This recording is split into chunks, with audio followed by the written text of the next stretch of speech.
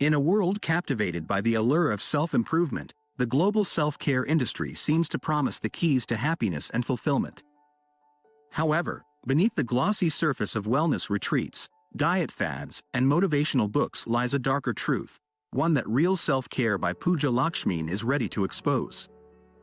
This groundbreaking book delves into the systemic inequality faced by marginalized groups, such as women and people of color, and the profound impact it has on their well-being. Driven by the desire to confront the stress, burnout, and chronic illness plaguing so many, Real Self-Care offers a science-based alternative that goes beyond surface-level fixes. As the global market for personal development skyrockets, hovering around $42 billion in 2021, Pooja Lakshmin delves deep into the pitfalls of aspirational marketing. In a society eager to sell the latest self-optimizers and quick fixes, the true root causes of stress and burnout remain unaddressed. Crucial issues like unequal access to healthcare, affordable housing, mental health services, and childcare are brushed aside, perpetuating the cycle of suffering for those affected. The burden of mental and emotional labor, unequally placed on women and non-binary individuals, is overlooked in the pursuit of happiness. Consequently, when these lofty promises of transformation fail to deliver, individuals are left feeling a sense of inadequacy, blaming themselves for their apparent shortcomings. Real Self-Care boldly challenges this victim-blaming narrative, urging readers to embark on a profound journey of self-discovery, setting boundaries, and cultivating mental flexibility. By clarifying one's values and learning to make sound decisions, sustainable change becomes a marathon, not a fleeting sprint. Whether you're new to the concept of self-care and seek the insights of a practicing psychiatrist or find yourself disillusioned by the sea of self-help approaches and products, this book summary is your guiding light. It reveals why the self-care industry often turns a blind eye to the pervasive impacts of racism, sexism, ableism, and the unequal access to essential resources like education and fresh food. More than just exposing the flaws, Real Self-Care empowers readers with concrete strategies to nurture and cultivate their well-being. By understanding the forces beyond individual control, this book equips you to navigate life's challenges with resilience and purpose. Prepare to challenge conventional wisdom and embrace a new paradigm of genuine, lasting self-care that transcends the confines of fleeting trends. Discover the path to living with ease and purpose in a world that often seems designed to undermine our well-being. Let Real Self-Care be your transformative guide to reclaiming your health, happiness, and self-worth. Chapter 1: The Transformative Power of Real Self-Care. If you've ever found yourself drawn to self-care programs in hopes of managing stress, burnout, or fatigue, you're not alone. The allure of quick fixes promising more energy or a perfect life can be incredibly seductive, especially when faced with the overwhelming demands of juggling work, family, and personal responsibilities. The allure of a well-packaged self-care plan that promises to have your life fall into place if only you follow it diligently can be irresistible. But more often than not, these promises fall flat, leaving you feeling just as exhausted and stressed as before. The reason for this is simple: a one-size-fits-all approach to self-care simply doesn't work. The effectiveness of self-care lies in its ability to cater to your individual needs, taking into account your unique experiences and circumstances. It must adapt to what you can realistically accomplish despite the challenging situations you may be facing.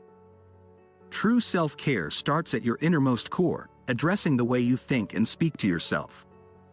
For many, particularly those who have faced trauma or marginalization, the inner critical voice can be overpowering.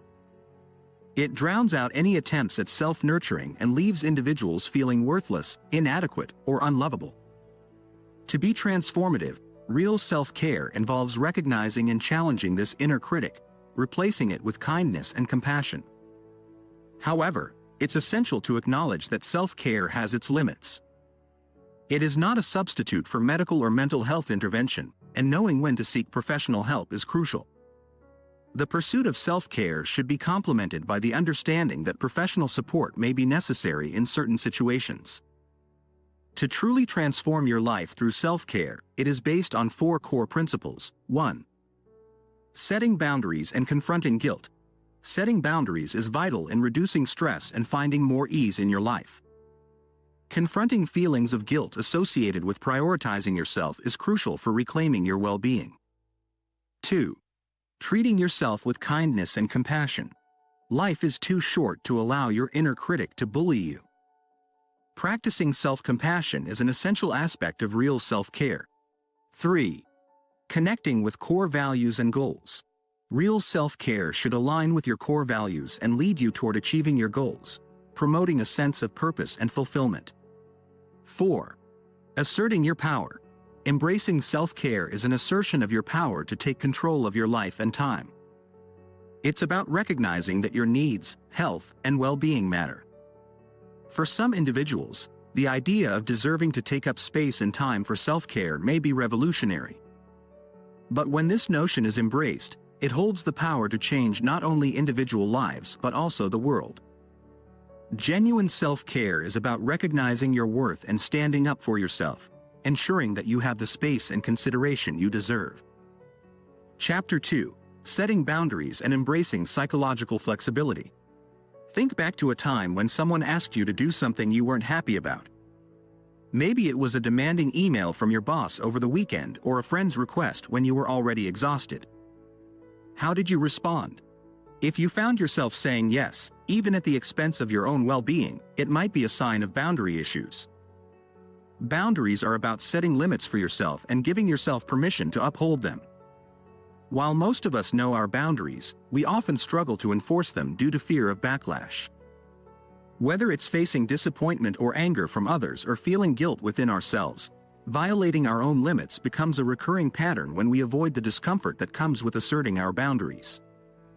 One of the main reasons guilt arises when setting boundaries is the belief that we are responsible for the emotions and reactions of others. This sense of responsibility might have been ingrained in us through family systems that prioritize putting others' needs before our own. However, such patterns perpetuate codependence and enable unhealthy behavior rather than promoting healthy independence. Consider the example of new parents who feel pressured to accept unwanted visits or advice from their own parents, even if it goes against their wishes or pediatrician's advice.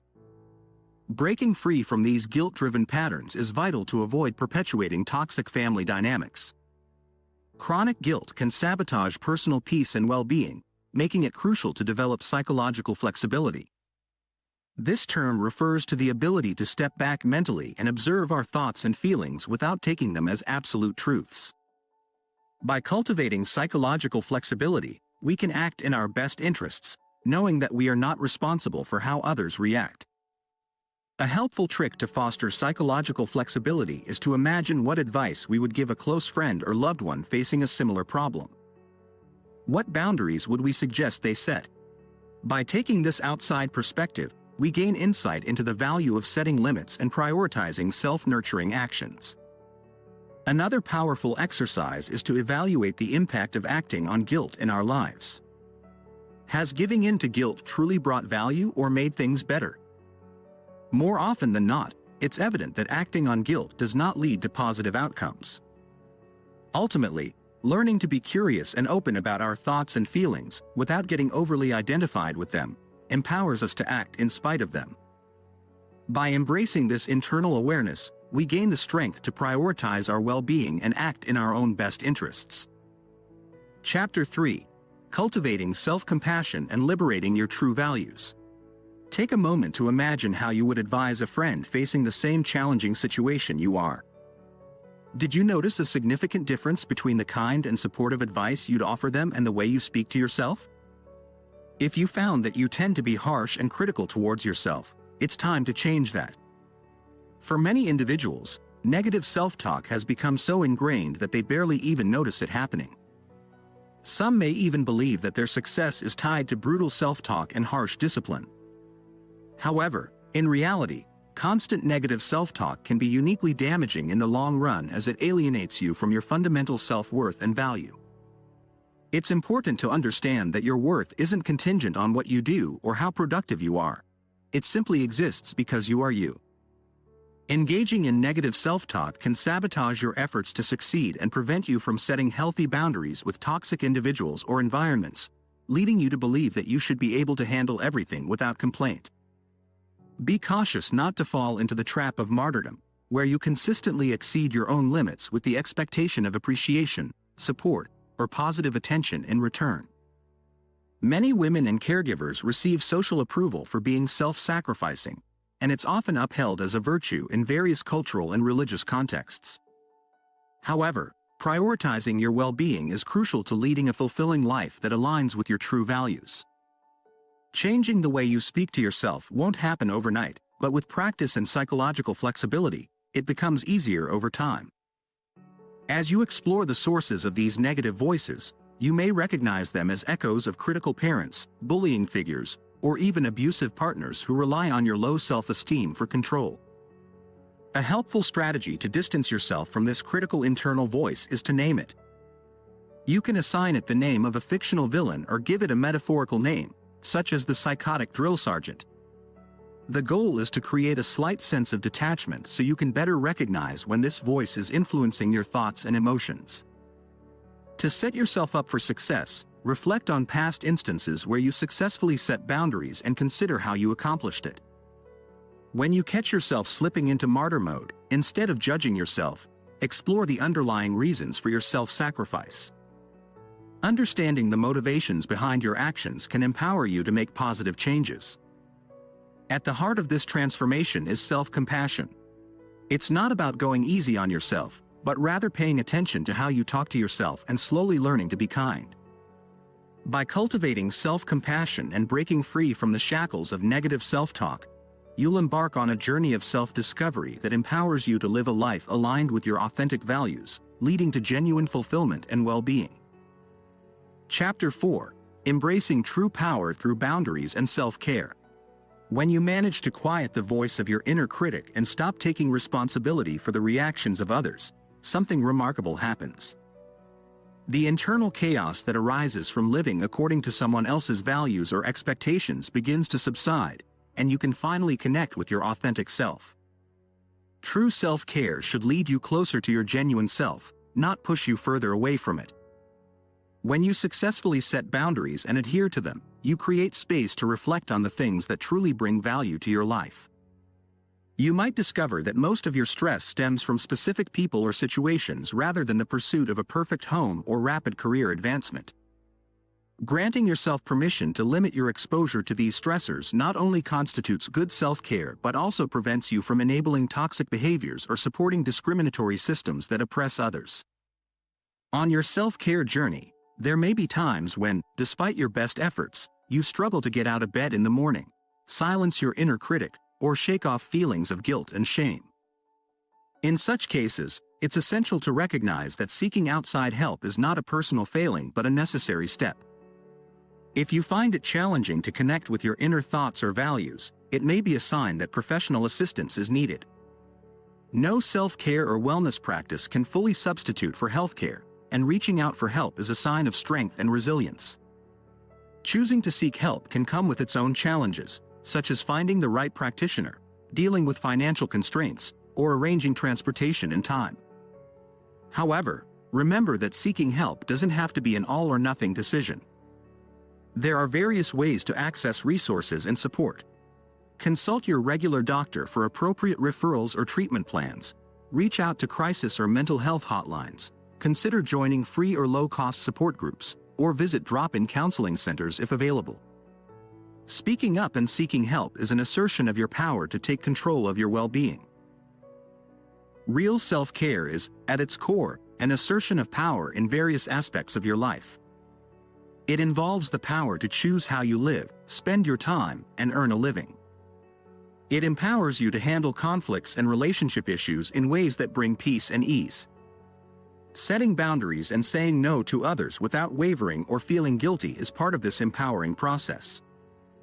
As you embrace your boundaries, cultivate psychological flexibility, and practice self-compassion, you'll notice a positive transformation.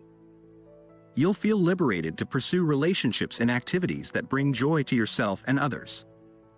By giving your authentic self the space and safety to emerge, you'll experience personal growth and fulfillment. Moreover, the changes you make in your life can have a ripple effect.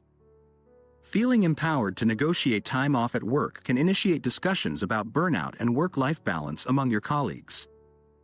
Challenging the status quo within your family dynamics can encourage others to be more honest and accountable. By communicating and respecting your limits, you inspire others to do the same, leading to a more balanced and harmonious environment for everyone. In conclusion, embracing true power through boundaries and self-care isn't about being selfish or uncaring. It's about recognizing your worth, asserting your needs, and living authentically. As you embark on this journey of self-discovery and empowerment, you'll not only improve your own life but also positively impact the lives of those around you. Summary: genuine self-care doesn't involve indulging in spa retreats or juice cleanses.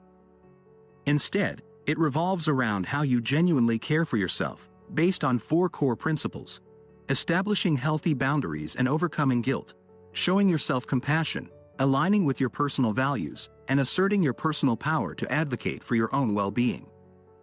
Unfortunately, many individuals, particularly women and marginalized groups, face a system that discourages authentic self-care and encourages self-sacrifice under oppressive circumstances. Real self-care, on the other hand, aims to empower individuals to navigate these challenges and flourish by setting boundaries and asserting their rightful place in the world. Now, thank you for taking the time to watch, and if you found value in this video, be sure to hit that like button and subscribe to my channel. And in case you want to buy the book, use the link in the description. Trust me, you won't regret it.